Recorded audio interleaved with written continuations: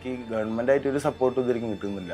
കാരണം വാടക ആയാലും അല്ലാണ്ട് ബാക്കി കാര്യങ്ങളായാലും ഇപ്പോൾ വീട് വേണ്ടാത്തവർക്ക് ഇപ്പോൾ 15 ലക്ഷം വെച്ച് എഴുതി കൊടുക്കുക. അപ്പോൾ എനിക്ക് അന്ന് കിട്ടി പറഞ്ഞാൽ ഒരു 10 ലക്ഷത്തിൻ്റെ എമൗണ്ട് മാത്രമാണ് ഇപ്പോൾ അവരെ കാര്യം പറയുന്നത്. അതിൻ്റെ പേരിൽ 9 മാസം വാടക ഇതൊക്കെ അർഹരായവർക്ക് കൊടുക്കേണ്ടതാണ്, അതുപോലും കിട്ടുന്നില്ല. അപ്പോൾ ഈ ഒരു പേര് വെച്ചിട്ടാണ്. പിന്നെ എൻ്റെ ഒരു ഏജ് പറയും 26 ആണ്, നമുക്ക് 18.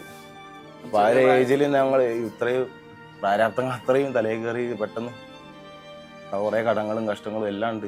ഇവർ രണ്ടുപേരേ ഉള്ളൂ. ഇവർക്കിപ്പോൾ കൊടുത്തു വെച്ച ഗവൺമെൻറ് ഒന്നും കുറയാനൊന്നുമില്ല.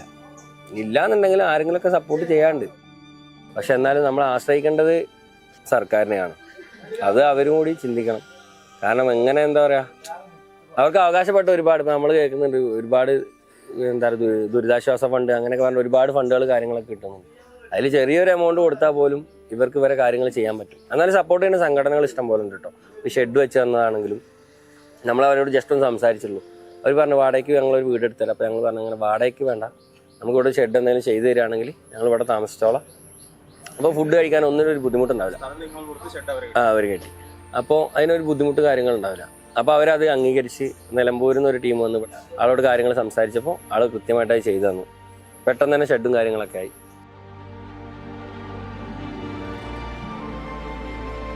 ഒരു സപ്പോർട്ടും ഗവൺമെൻറ്റിൻ്റെ ഭാഗത്തു നിന്ന് അല്ലെങ്കിൽ ഉദ്യോഗസ്ഥരുടെ ഭാഗത്തു നിന്നൊന്നും അവർക്ക് കിട്ടുന്നില്ല.